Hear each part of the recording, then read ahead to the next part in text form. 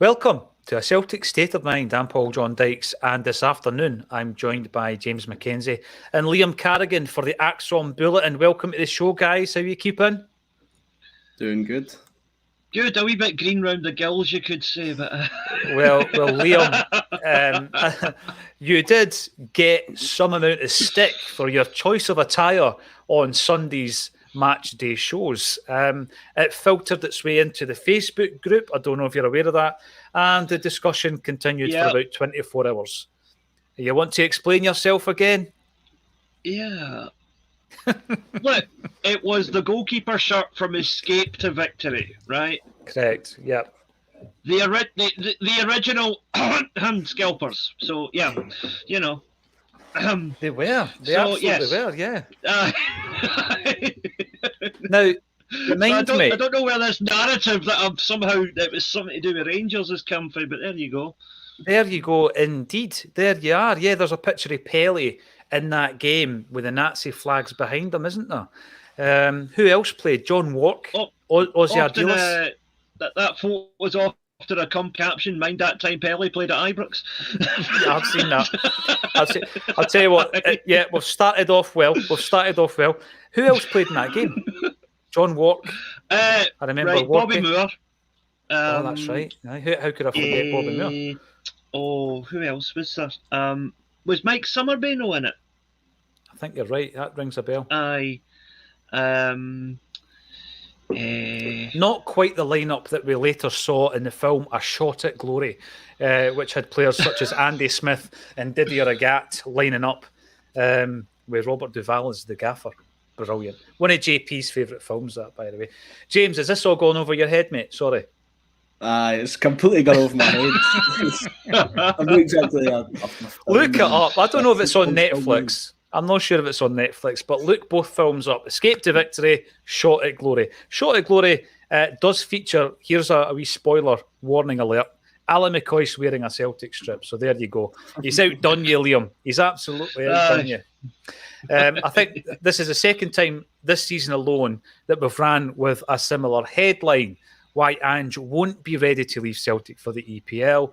It's all a bit predictable, isn't it, James, that every time a job becomes available, they're starting to tout Ange Postecoglou down south. What's your thoughts? Yeah, I've always found it strange how the headline is Ange Postecoglou linked with this job or that job. But yeah, if you click on the article and you look at the sort of rank the sort of Leeds managerial options in order, Ange is always maybe fourth or fifth in likelihood down there. And if you look at the odds, he's not up there at the top. So it's just try to put some paranoia into fans. That Celtic are in a good place right now. We've got a good thing going. Yeah. Momentum building, haven't lost in God knows how long. It's just something that's trying to throw us sort of off course a bit. And I can't see Ange leaving for Leeds or sort of a job in that similar mould down at the bottom of the Premier League. No, you're absolutely right. Now, just as you were saying that, I'm having a look through the comments. One of our regular contributors, Jungle Lion, one day we will do an Acsom Bulletin from his man shed, which is very impressive. Talking of impressive, Lawrence Conley is just about to join us as well. But Jungle Lion says, Ange has turned them all full circle now. At the beginning, they laughed and ridiculed him out by Christmas. Now, every one of them want him gone for one reason only. He's bloody good at his job. And I think in a nutshell, yes. James, that's it. I'm going to come to you, Liam, just before I do that. I'm going to bring in the big fella, Lawrence, whose Christmas tree became a permanent fixture and point of discussion. Lawrence Conley never fails to appear on Acsom without wearing green and white. How are you doing, Lawrence? I'm doing well. I'm glad that Liam's changed his sartorial approach to the show. I can't. This is going to run and run. Now, Lawrence, we're just talking there about the fact that once again, Ange has been linked to a job down south. I'm going to ask you, Liam, because there's a few things I come to you for specialist knowledge, and one, of course, is your knowledge of Japanese football, and we're going to come back to that later. But talk me through a scenario of you going in and working, let's say, for a tabloid newspaper, and this story becoming the story of the day. How does that develop? What's the attitude and what it really is the motivation? I think Jungle Lion has said what a lot of us are thinking. Well, there is clearly an active agenda to try and destabilise Celtic every opportunity, especially from the Sun and the Daily Record. I'll name names because that's the papers that everybody knows we're talking about. Besides, I don't think libel laws extend to Japan, so I'm good. You're all right. The thing is that these papers need viewership, and the stupid thing is, on one hand, yes, that panders because it tells Rangers fans and fans of teams that don't like Celtic what they want to hear, in that, oh, their manager could be for the off. But on the other hand, there are a significant number of Celtic fans who still buy these rags to kind of rage read them, I would say. Just to read them and have something to get angry about over their morning coffee, which I really just don't. I've never understood that philosophy. The idea of getting angry over pointless things like that. Mm-hmm. But that sells newspapers, and even though it's an ever declining number of newspapers that they're selling, as fan media such as us emerge to take the place of the traditional sports journalists, I really do think that they're going to keep flogging that dead horse until it's ran right into the ground. Also, from an English point of view, it's interesting how we're a pub league until one of their teams needs a manager, aren't we? I know, that's spot on. I think it's interesting what you say there about newspapers. I don't know when the last time was that I bought a newspaper. I might have bought the local Dunfermline Press at some point for some reason, like a nephew's appeared in it or something. But in terms of newspapers, they're long gone.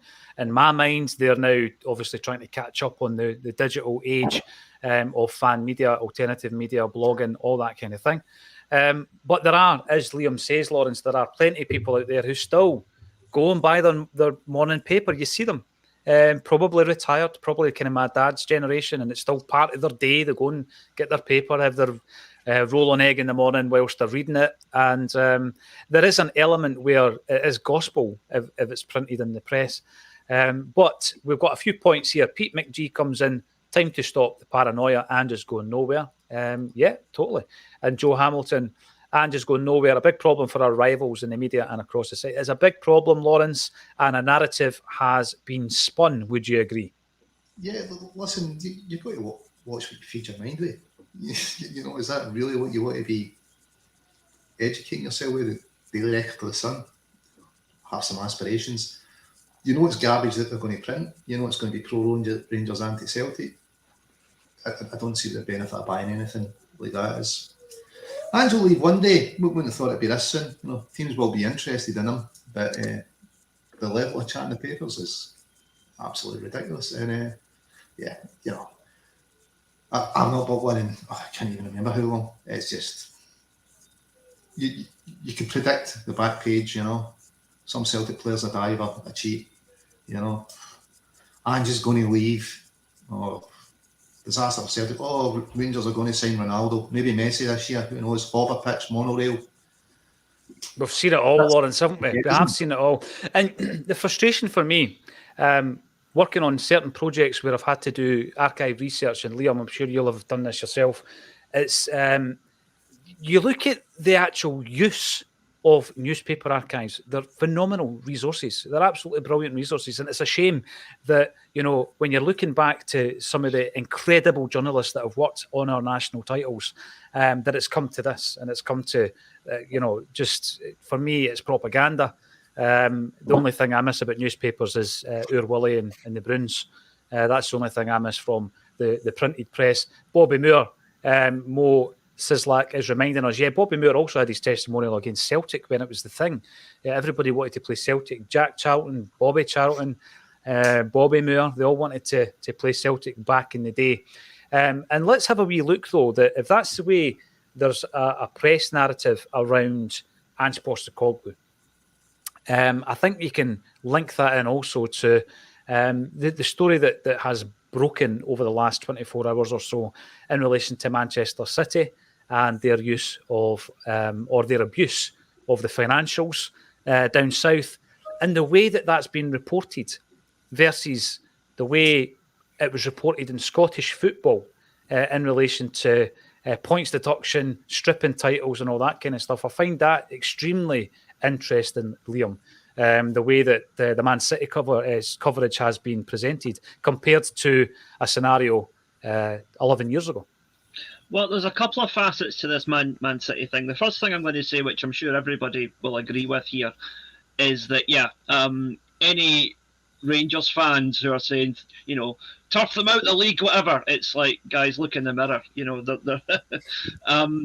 Man City's crimes are pretty much the same as Rangers did. The difference is that Man City only did it for about 10 years, whereas Rangers have done it upwards of 15 years before they finally went bankrupt. And that's a matter of documented record. That can be proven. And this, I don't see the English FA going in for a mysterious 5-way agreement to try and bury all this in 6 months' time. But one thing I will say, which might not be universally popular, but it is something I've observed, is that, again, particularly with the tabloids, because I do have to read them in the context of research for see what people are saying about Celtic and whatever.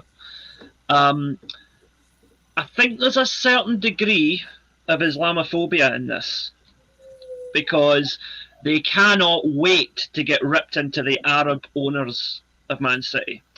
Yet they don't seem to go after Chelsea with anything like the same vigour when Chelsea have been throwing around even more money than Man City have, despite the fact they obviously cannot afford it, and they still owe their former owner upwards of 200 million.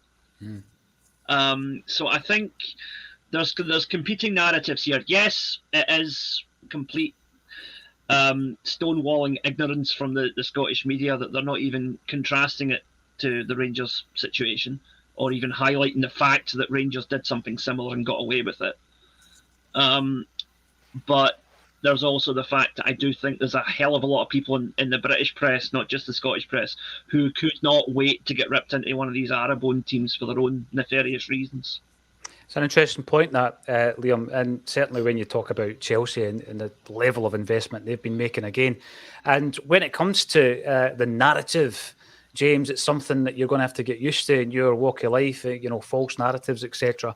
But I do think that all this time later, it's still just lazy when someone like Richard Keys talks about Rangers being relegated. I mean, as Liam says, everything's a matter of fact. I'm not going to get too... Exactly. And this is a matter of fact, Lawrence. It's not as though we are paranoid and we're coming up with this false narrative. They were not relegated.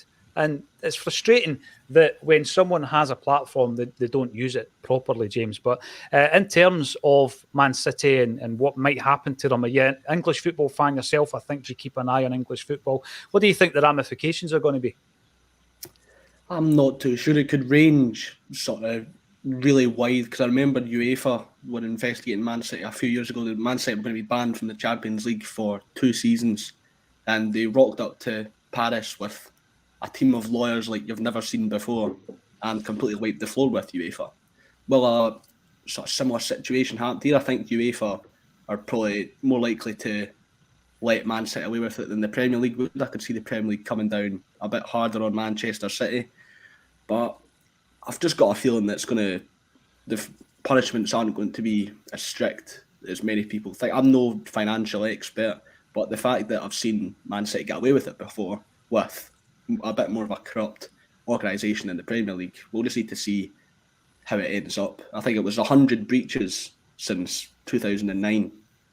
So that's a lot of breaches and a lot of trophies won in that time as well, with these big money signings. It's something to keep an eye on over the next few months, see how it sort of transpires. Will it be a points deduction like Juventus got? Because recently Juventus got deducted 15 points. It could be a points deduction, it could be a massive fine or slap on the wrist, which wouldn't be enough for a punishment. We'll need to wait and see. It'll be interesting though, Lawrence, if it's a stripping of the title scenario and Brendan Rodgers is finally given that title that he would have won for Liverpool, because he will want presented with a trophy, I think, won't he? Indeed, he'll go and get his old suit out. But listen, Man City, Billy, when he was a manager, that's probably the only thing I know. That and Jerry Scottish Craney. Jerry Craney played with him. Craney did as well, yeah. Portsmouth as well, Man City. But listen, the Scottish press won't be able to comment on it, the sports guys, because it's financial stuff. I seem to believe that's the get out stuff from a few years back. Can't comment. It's all financial. We don't understand it. Everybody knows the truth. Everybody knows the truth. The thing is, I still refer to and enjoy the award-winning Rangers Tax Case blog and Twitter page. I think that, they just state facts. It's just, here's the facts. You can't argue with them. We will, of course, talk about the football. I'm going to come to you, Liam, because some comments coming in. Ozzy Ardila, Speech Boys, yes. See, this is Escape to Victory. Lawrence will remember it. John Wark, his brother played for Motherwell, didn't he? John Wark. I can't remember Jesper Olsen, but Kevin Ferrier reckons Jesper Olsen when he played for Ajax, Lawrence, Danny McGrain reckons it was one of his toughest opponents, doesn't he?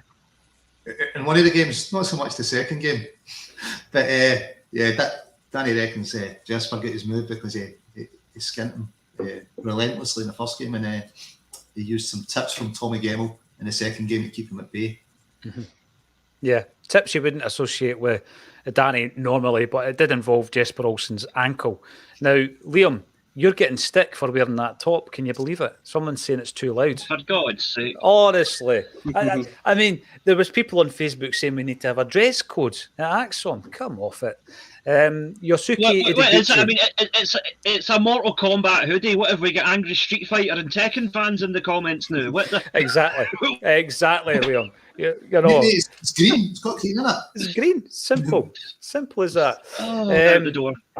You and I, Liam, have spoken quite a bit about Ideguchi because we had hopes for Ideguchi, didn't we? You know the player that he was. I remember when he was signed, it was called at the time quite low risk, but confirmation from the club today that he is indeed coming back to Japan. It's a 1-year loan deal. Talk us through the type of team he's signing for and how you see that move happening for Ideguchi. Right, Avispa Fukuoka are a mid-table team with aspirations to do better. So the pressure will be off him in the sense that he's not going to be one of those guys that's going to have the cameras in his face every week. Like, as I said the other day, the quite high-profile signing of Shunji Kagawa for Cerezo Osaka. And, any of the other players that are kind of looking at breaking into the Japan national team this year, Ideguchi has, I think that ship has sailed for him, unfortunately. So he's just going to go there, focus on his football. He will play for them almost every week because, like I say, they're a mid-table team. They're not a particularly exciting team, but it's a team that Gucci can walk into and probably do a good job for. And I really hope he does. It is only a loan. So there is still the prospect that if he goes there and really lights it up, who knows? There might be a way back in a year's time. Well, we've spoken about that. We have, because, there's no doubt in the quality and of all the Japanese players that Ange would have known about. He did pick him. He was always going to be in the shadow when you look at the way the other three players that January performed. But he's been unlucky. He's been unlucky with injuries. But I think when you're looking at us kind of stripping away some of the players who are not contributing, that can only be a good thing. Get the games in the legs. Some interesting comments over the last few days, Liam, about Japanese football, the quality Japanese football against the quality of Scottish football. And I guess the best person to ask is yourself. You've been brought up on a diet of Scottish football. You now are a resident expert, if you like, not only for ourselves, but for Celtic Down Under, which is your full-time home. And I think it would be only right for you to give us your take on that kind of view that, Japanese football could be deemed even better than Scottish football. Is that something you would subscribe to? It's a tricky one because, like you say, somebody in our group chat shared a comment they read about that very subject today. And the gist of the comment, for the sake of the viewers, was that basically this guy said he was a Japanese football fan who got into following Celtic after we signed our Japanese contingent, and he basically said that watching Celtic games is not a good time for him because the standard of Scottish football is very negative, and he thinks that actually it's inferior to the J League. Now, there's a couple of different ways to look at this, and whether you agree with that point or not really depends on how you look at these different aspects to it.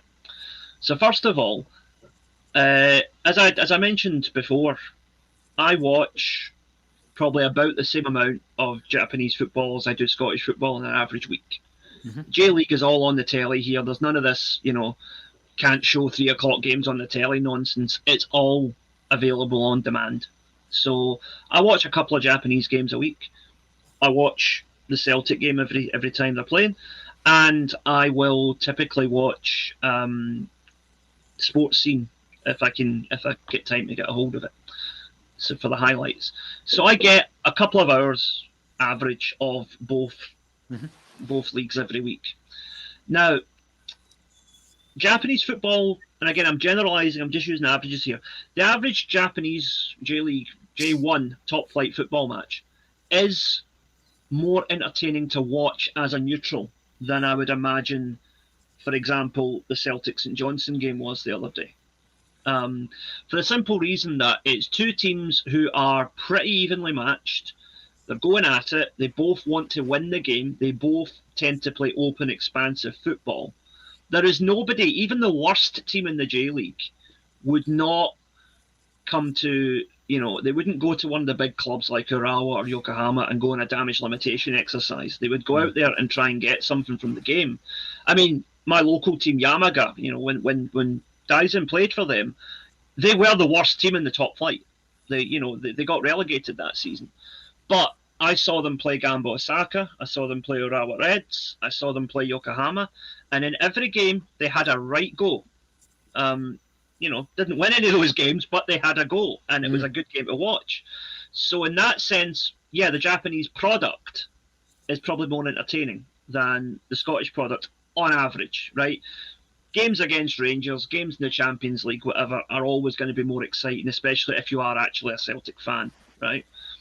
But even for a neutral, I think just because of the bite that comes with the, new team, same mutants that follow them. So, Rangers are still Rangers in that sense. The fans are still the same fans, even though it's a new club. So that rivalry goes back, more than a century. So there's that history there. J League was only founded in 1993. So, we don't have that history here. But the other thing is that on a technical level, Japanese players, generally speaking, faster, fitter, and have greater levels of endurance than Scottish players, and I would say probably slightly better close control of the ball, right? But tactically very naive. You see a lot of defensive errors, a lot of players getting caught out of position, particularly defenders. There's a lot of teams in Japan that try to play the kind of wing-back formation, and it doesn't really work because they're basically taking guys who are wingers and trying to play them as full-backs. And, imagine how Celtic would be if they tried to play Daisen at left-back, because that's the kind of thing that happens quite regularly here. And then, goalkeeping, right? Japanese goalkeepers generally are just atrocious. Really, the standard of goalkeeping, and maybe I'm a bit too sensitive, because I used to be a goalkeeper myself. Had a trial at Queen's Park once, but that's my claim. They're a up and coming side now, Liam. I tell you. But that was when I was 16, and probably about 16 stone ago as well. But anywho, the goalkeeping standards here are really, really poor compared to Scotland. So there's that. So I think, overall, if you've just got a J League game on the telly, or you've got Hearts against St Mirren on the telly, the J League game's probably going to be more watchable. So from that point of view, I agree with what this guy was saying. However, I think the overall standard of football in Scotland is still slightly better than the J League, but the J League is improving all the time. So that gap is closing, and that is bore out at international level, because if you look at it, we've not qualified for a World Cup since 1998.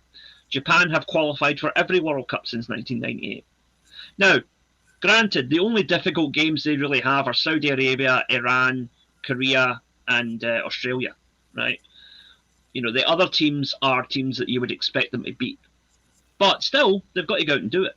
Mm-hmm. And it's not just getting to the World Cup, it's putting on a good show when they get there as well. Absolutely, yeah. And the whole time that they've been doing that, this whole development of Japanese football over the last 30 years, Scottish football has basically stood still since then. Apart from one European Championship, we have done nothing in that whole time period.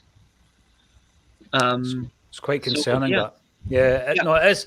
And as I say, Liam, who better to ask than yourself, because you do have an interest, a very close association with both national games. And, it frustrates me a wee bit when other nations are able to get their house in order and progress over a period of time. Whereas, there's a lot of short-termism in Scottish football.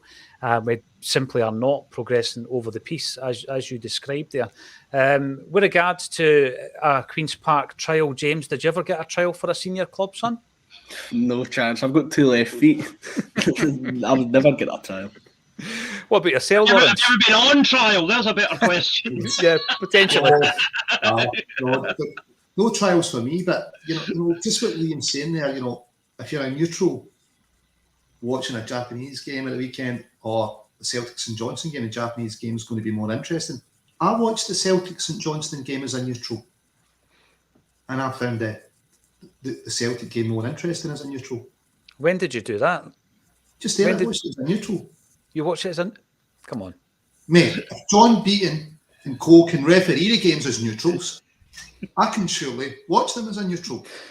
Exactly. Your point has been made, Lawrence Connolly. Your point has been made loud and clear. That's for sure. Now, Rob Lilly, so amusing listening to Ange to Leeds, Ange to West Ham, Ange to Liverpool, Ange to anywhere in a slightly high-pitched, panicky voice. He's going nowhere. Hail, hail. We've had some really good discussions. I'll come to yourself first, James, about just what Ange has done here. It's not just about coming in, identifying players that had to buy, bring them in, etc., and buy and be lucky with the fact that he's got all this money. He's implemented so much more at this football club. And we talk about things like, improving or instilling a new culture at the football club. And sometimes these things are used almost cliched. What does that even mean? And I think that we had a really good discussion the other day there about the difference between this football club now. You've always got a link as a supporter, but, I just felt that it got to that point in the final season where everything was going wrong, where the fan base and the club, there was a real issue there. Not just communication. They just didn't want to know what we were trying to put across. That's all been broken down. He's broken down a lot of barriers. And it puts me in mind of some of these great managers in the past, James, who not only managed the 11 guys on the football park, they managed the football club. And I think Ange's got that in abundance at Celtic. Yeah, that's why he's getting linked to all these Premier League teams that are sort of in disarray. They're in need of a culture shift and they're in need of a new direction. That's why I think Charlie Nicholas made the point last night that if there was a destination for Ange for him to leave, Liverpool would perhaps be the place that he would go. I don't see him leaving, as I said earlier, for Leeds United. I don't see Ange going in the next few months, but as Lawrence said, he's going to be leaving at some point. Ange is going to be going. We can't forget he left Yokohama, was it halfway through the season, I think. So he's not afraid to leave for his own ambitions. But I've still got the trust issues of Brendan Rodgers looming in the back of my mind because he told us everything we wanted to hear, and then he jumped ship at the first opportunity he had. So he's going to go at some point, but the clubs he's been linked with, the Leeds, the West Hams, the Evertons, I don't think it's going to be that. I think it'll be for a much, much bigger club. A Liverpool would need to be the sort of prospect that would attract Ange, I think. A young Charlie Nicholas would have done well to listen to an old Charlie Nicholas and go to Liverpool himself. He chose the wrong club, Lawrence, didn't he? And it didn't work out too well for Charlie doing at Arsenal. Yeah, I mean, I think Arsenal fans still have fond memories of him, but yeah, I think his flair and style would have been more suited to Liverpool. But I think he was lucky that Frank McGarvey played alongside. He made a lot of his goals for him, didn't he? As Frank did with most of his strike partners. And the tail end of Charlie leaving, his performances had gone down a bit, hadn't they? They weren't quite as on fire he was as the beginning of that season. So Yeah, Liverpool might have suited him better, but he's playing alongside some good players up here that were making goals for him. Yeah, he definitely was. And again, by the way, I do read the comments that come through, not just during the actual broadcast, but afterwards when I come back in. And someone said that it's depressing talking about Ange leaving. We're not saying he's leaving. We're saying he's not ready to leave. He's not going to leave Celtic right now because I get what James is saying, and I think a lot of Celtic fans are probably still a bit mentally scarred by Rodgers promising us the earth, and as you say, leaving in the death of night.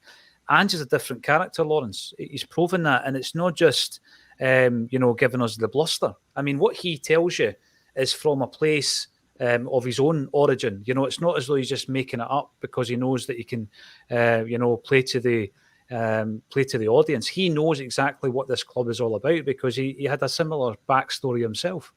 I think Ange has got a way of living his life, and it kind of matches well with Celtic and what he expects of Celtic players. And I would say, yeah, it's too early for him to leave. He will leave at some point, but I think he's got a lot to achieve here and he knows that. I don't think he'll leave until he'll think he's went as far as he can with Celtic. He's achieved something great with them. And just now, I don't think he thinks he's achieved something great. Although, what a massive turnaround it's been. I think he knows he's got a long way to go. Yeah, I would agree with that, Liam. I think that there is a strategy in place. He's got ambitions with Celtic, and those ambitions involve European football. So far, the first season, I've said this before, was almost a free hit. Yeah, players are going to get experience playing in the Europa League, but the way that he was trying to galvanise that side with one arm tied behind his back, it was incredible that we won a double. Never mind, didn't make an impact in Europe. And then this season, the way that Ange has explained how, the experience that his players are going to get from those games this time round will, remove a lot of the naivety of the next campaign in the Champions League. Ange is looking towards that. He's still building towards making an impact at that level. And I agree with Lawrence. Until that day happens, I don't think Ange is going to consider anything that's on the table, Liam. No, see, the big difference with the Brendan Rodgers comparison is he jumped ship to Leicester, right? With the greatest respect to them, a much smaller club than Celtic. Much smaller in scope, much smaller in ambition.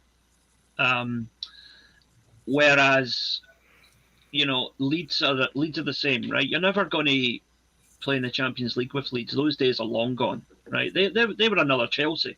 They only artificially became a big club for a while because they were getting millions pumped into them. The reality is that Leeds are, maybe a historically successful club, but not a big club.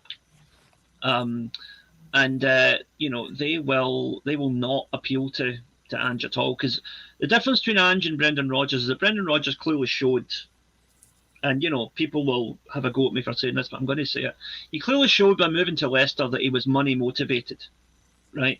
Because there was no other reason to go there, right? Can't win anything. Is not going to get to play in Europe. Is not going to attract top class European players, because apart from money, what can Leicester offer? Fan base that is, passionate but limited. Whereas Celtic, the sky is the limit, really, if you can somehow get it together and do something in Europe. And I get the feeling that Ange is more motivated at the prospect of, all right, he's already the first Australian manager that's come to Europe and done something major with a big club by winning the title. Next stop is to do something in Europe. And if you look at past successes, the truly great managers, guys like Jose Mourinho, etc., he won his first European titles with Porto. Historically, not a particularly powerful or a particularly big name in European football, right? I think they'd won one European trophy before he went there, and then they won two while he was there. So the truly successful, the truly great managers do these things with limited resources, limited budgets, and limited scope, right? Jock Stein winning the European Cup with Celtic. Now, realistically, outside of the Celtic fan base, could anybody in Europe have seen that coming? That was not Scotland was not considered in any way a European footballing power at that time, and yet Celtic waltzed in and did it with style. And to give them their due, a couple of years later, the former Rangers went and won the Cup Winners' Cup as well. So clearly, Scottish football was on an ascendancy there, which Celtic started, and I think that could come again. It could come again, and Ange is the type of manager who could make it happen. And I think he sees the potential in Celtic, which is why he came here. And that's why he will be here for a while yet. Yeah, I think it's a great point you make there. I would maybe expand on the Jock Stein element of it, whereby, and I know Lawrence has spoken to some of the players who were at Celtic when Jock arrived in '65. None of those players would have believed that Celtic could have been a force in Europe. And the fans around about that time didn't believe they could be a force. I spoke to David Potter and Tom Campbell, who have written a lot of books between them about the history of Celtic. And I think Tom started going to watch Celtic in the 40s, Liam. He said, when Jock arrived at Celtic, Europe was over a distant horizon. It was nowhere near in their kind of frame of mind. But Jock himself had some success with Dunfermline in Europe. They didn't win a trophy. But the success he had managed at a provincial club like Dunfermline was astonishing. And another example of that, you used Mourinho, would have been Alex Ferguson at Aberdeen.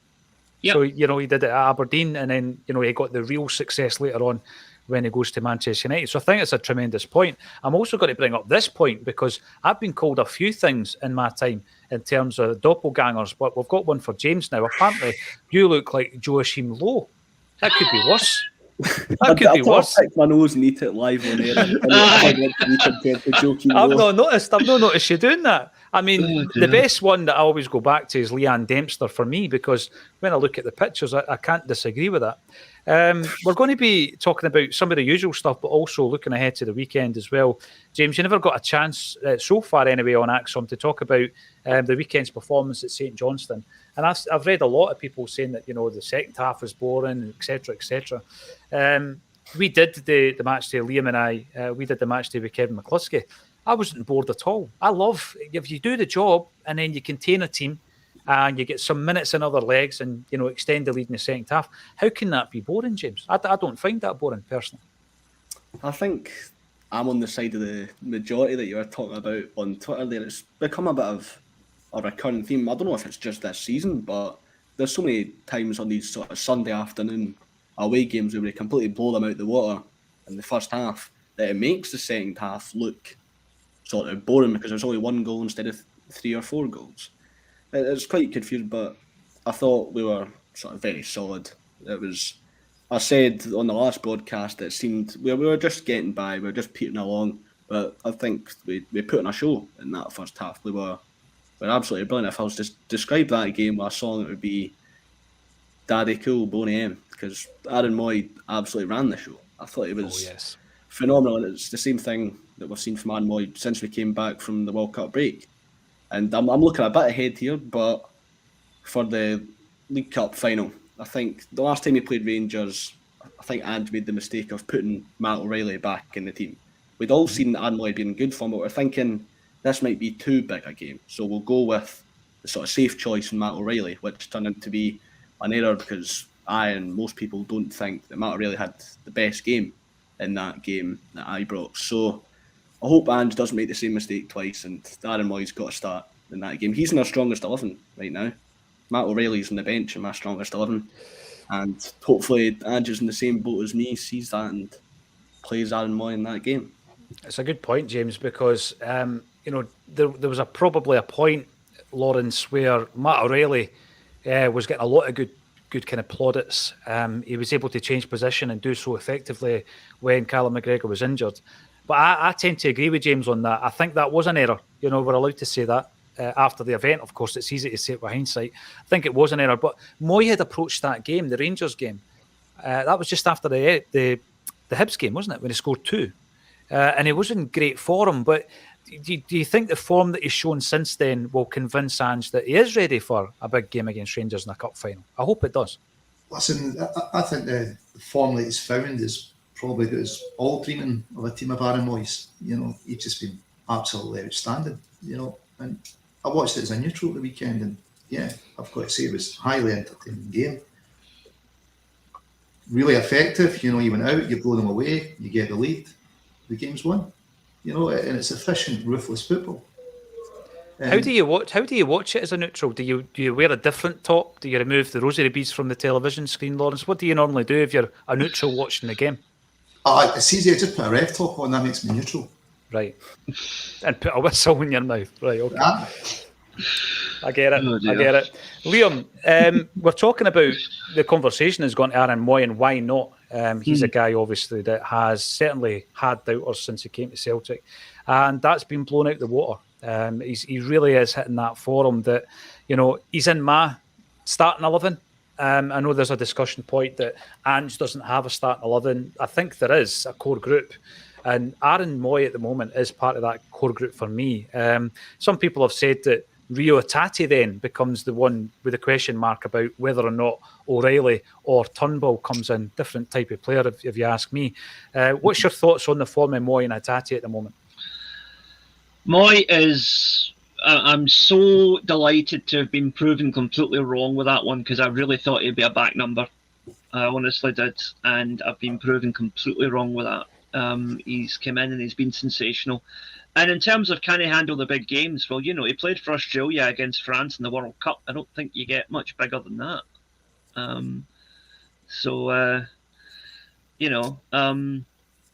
Fun fact, the two finalists, France and Argentina, Australia were the only team that managed to play both of them in that tournament. So, and Aaron Moy was good in both games.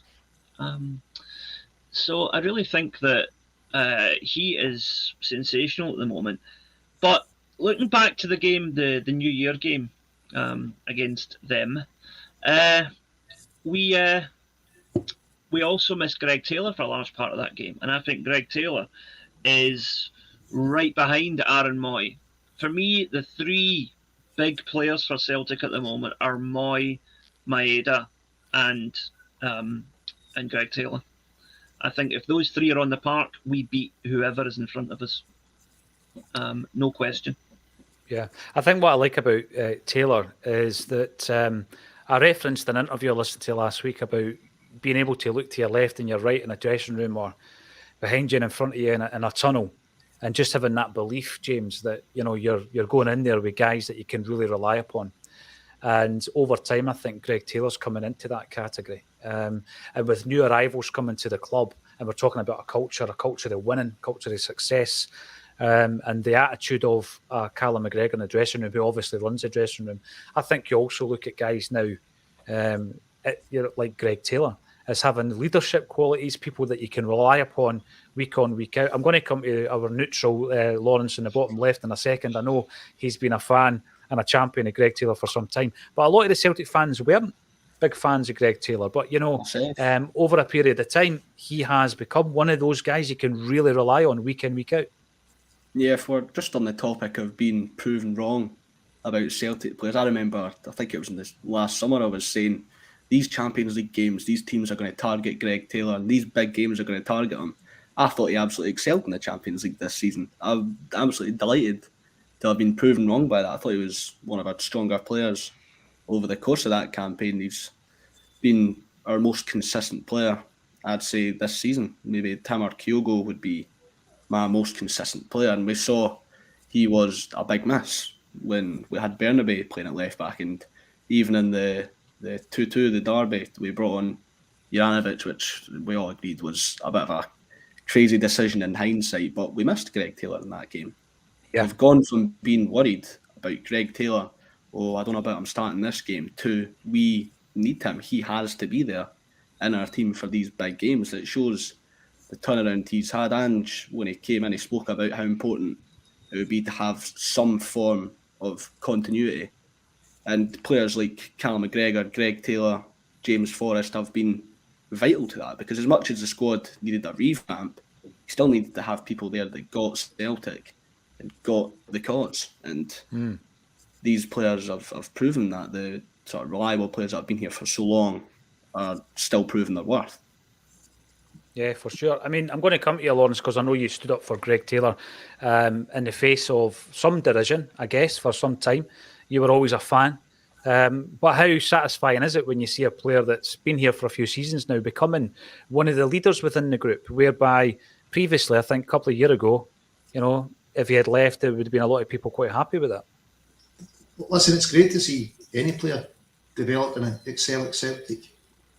Maybe the changing system suited him more than most. Being an ex-midfielder, he's kind of inverted fullbacks, maybe placed his strengths more. When he was at Kilmarnock under Stevie Clark, a manager that gave a lot of instruction, he done well.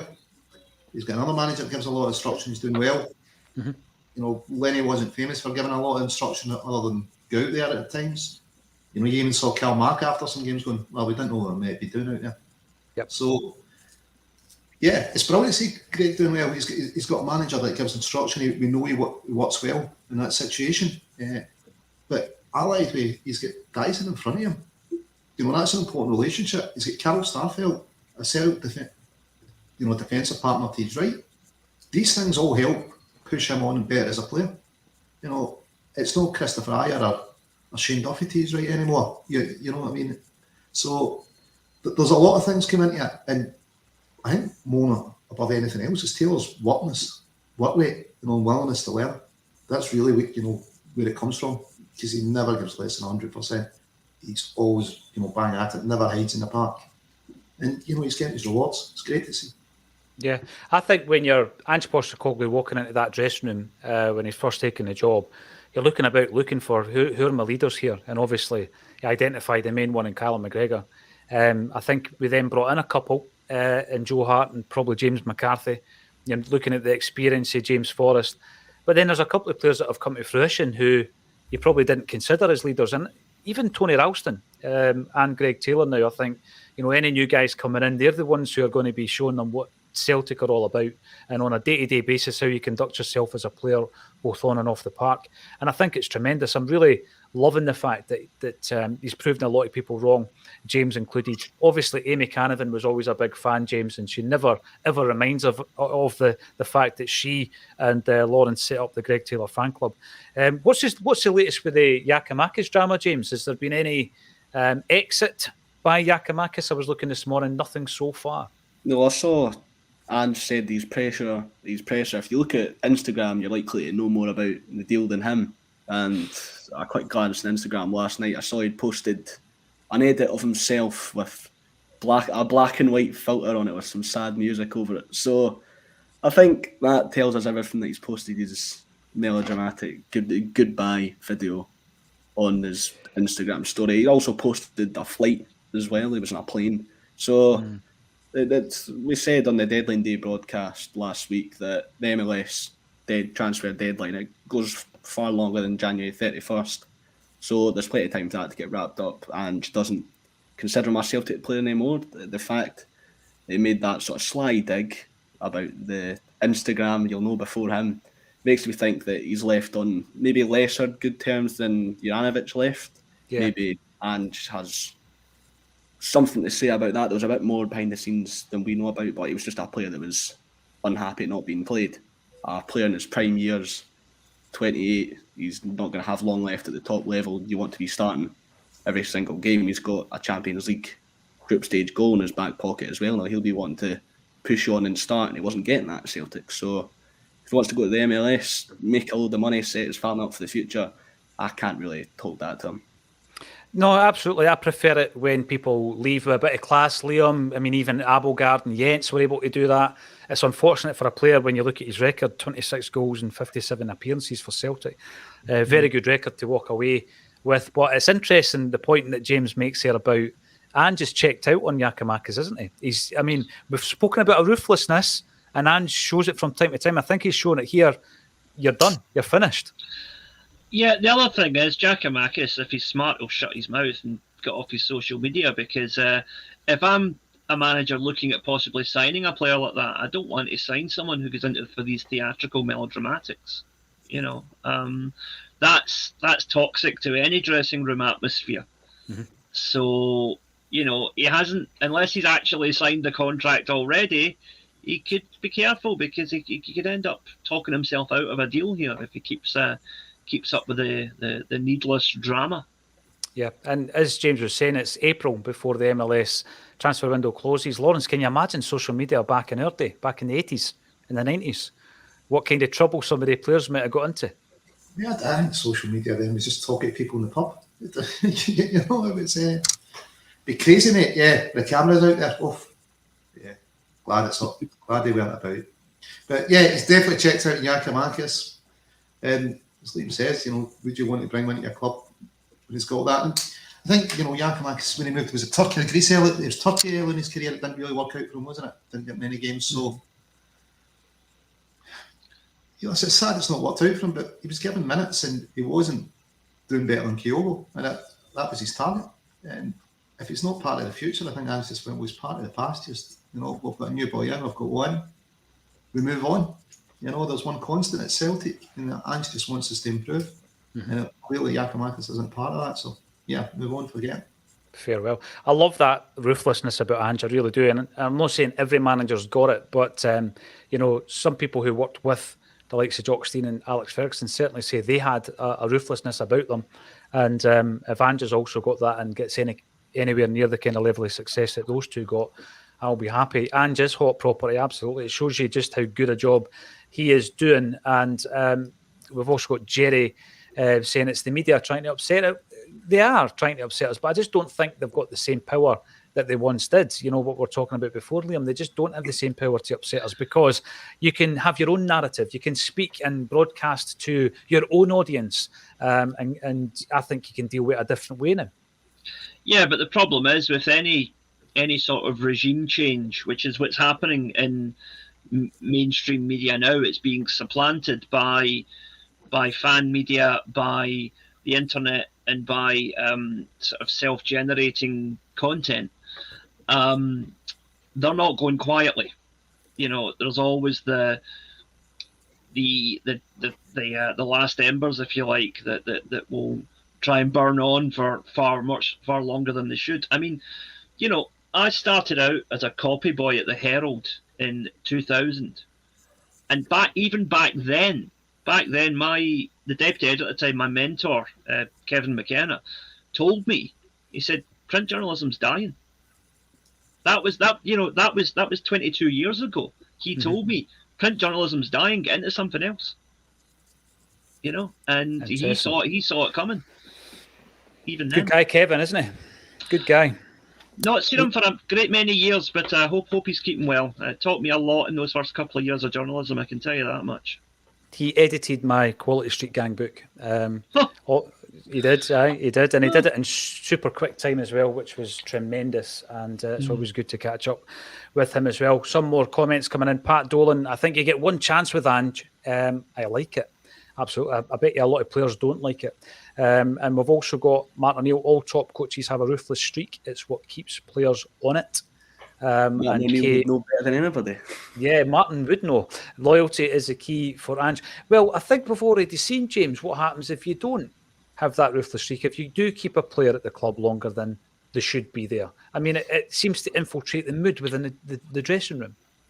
Yes, we saw far too many examples of that under the previous regime beforehand, the darker times. But everything's sunshine and rainbows now with Ange Postecoglou's Celtic. If the most we've got to worry about with this Celtic team is the media trying to stir up some speculation about our manager, it shows how good a situation Celtic are in. There's no problems here. And the problem that we had, maybe an unhappy striker, it was replaced and dealt with in a matter of weeks.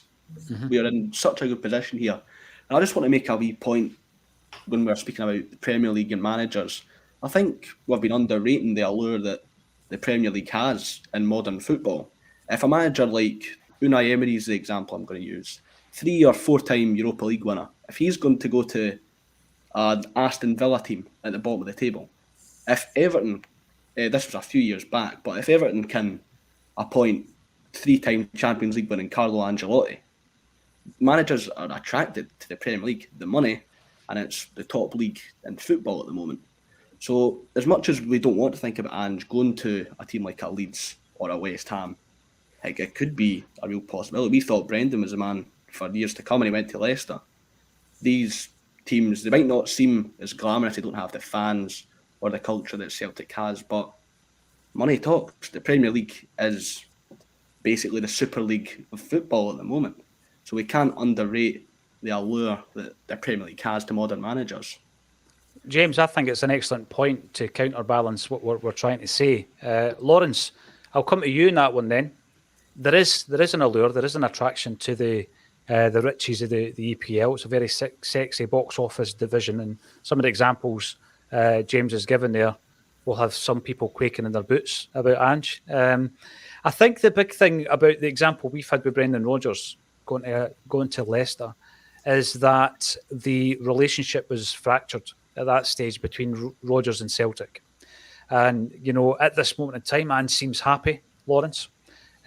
He and Michael Nicholson are clearly singing from the same hymn sheet when it comes to recruitment, and also the transition period and the churn rate of players coming and going. Juranovic being a prime example of that. Others will follow in the fullness of time, and trying to get our way of thinking into the same as that of the clubs, whereby we can't be too disappointed when it happens. And Ange has told us to prepare ourselves to lose a few heroes along the way. But what do you make of what James is saying there? Do you think it makes any difference in the case of Ange Postecoglou, Lawrence?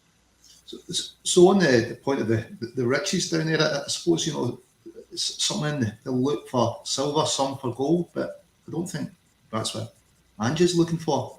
He's looking to achieve in football. So it's not necessarily the riches that's going to attract him. No Leeds are going to have more money than us to spend just now because of the TV money. That would attract Ange. It's about what he can achieve personally in football. That's what I think drives him, not the pursuit of riches. So will it be the EPL that he thinks will be the epoch of his career? Maybe. Depends what he does with us in Europe. He might achieve great things with us in Europe and think, I'm just going to hang around a bit longer. But, he will leave at some point in the future. And would it be surprised if it was EPL? No. Would it be surprised if it was a Leeds or Leicester? Definitely. Interesting. I want to know, though, about this other level. It's another level, Liam, that Ange wants to take Celtic to, wants to take his own football managerial career to as well. And I think next season is going to be the prime time to do that because, we're fighting domestically on three fronts at the moment. We're in a final, top of the league, 9 points. And obviously the Scottish Cup's got a wee bit to go. We will discuss the game at the weekend as well. If you win a treble, for example, and then you're going into a Champions League group again next season, what is that other level? What do you do next season that shows that you're making progression? Well, straight up progression would be moving from 4th to 3rd in a group. I don't think for a minute Ange would settle for that, but getting 3rd place and then getting through a couple of rounds of the Europa League would be progress. I think that we have the squad at the moment that if we did end up in the Europa League, I think we could have a decent tilt at that tournament. A team far worse than the one we've got right now got to the final last year, so you never know, I honestly think we could have a serious go at winning that tournament if we ended up in it. The Champions League is a completely different matter, but that's the quandary. As fans, what would you rather have? Would you rather have getting to the last 16 of the Champions League and then getting a doing off of a Barcelona or a Real Madrid, or finishing 3rd in the group and getting to maybe the semi-finals of the Europa League? What would be a better barometer for progress? I think having more big European nights, seeing off some good European teams would be a good milestone. Because Celtic are at our current level, we're a competitive Europa League team. We're not quite at the level to be a competitive Champions League team yet, I don't think. And there's going to have to be a change in the financial landscape of British football, realistically, before that's going to happen. The thing is, Liam, you asked the question, on a personal level, I want to see Celtic in a European final. And I agree with you, the likelihood, in terms of where we are and the level that we're at, you're looking at that Europa League and you think it's doable. It's been proven to be doable out of our Scottish game. And Celtic are a far superior side to the one who made it to the final just recently. So, yeah, I want to see us in a European final. I want to experience that with my own boy That's kind of like my ambition as a Celtic fan. So, in answer to your question, I'd rather that than last 16 of the Champions League. James, what would your take on that be? Just on Ange, I'm the same boat as you. I don't think until there's some sort of European strides made, Ange will leave. I think you'll see that as stones unturned. But I've just got a question. What do you make of, if we were to reach a Conference League final, how high would that rank in your regard? Because that's the new competition. It's still an unknown quantity. We saw Roma won it last year. The fans were going absolutely crazy. And Jose Mourinho, who has won Champions Leagues and won Europa Leagues, Jose Mourinho was in tears after the Conference League final. So if Celtic were to get there, where would that sort of rank in your regard? I still think there's only 3 teams win a European trophy every year. So if you win it, it's a huge accolade. That's where I am with it. I want to see us in a European final. And if it's the Conference League and we win it, I'll be like one of the Roma fans. I will be loving it 100%. Lawrence, what's your take on it? You grew up in a kind of similar era to me where it was all looking back at a European pedigree rather than where we were in the 80s and into the 90s. But now we are legitimately talking about making progress in Europe. What is that to you? What is taking it to another level?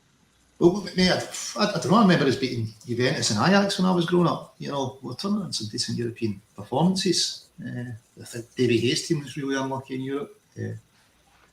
For us, the conference, I think I'd struggle to watch it as a neutral, you know, and mind to pick a side. But yeah, it'd be great to get to the final and win it. You know, especially if you win it. You know, if you get to the final, it's good. But if you win it, it'd be outstanding. As you said, there's only 3 teams win it. So yeah, it'd be magnificent. But I think Ange, he'll concentrate on the tournament he's in, one game at a time.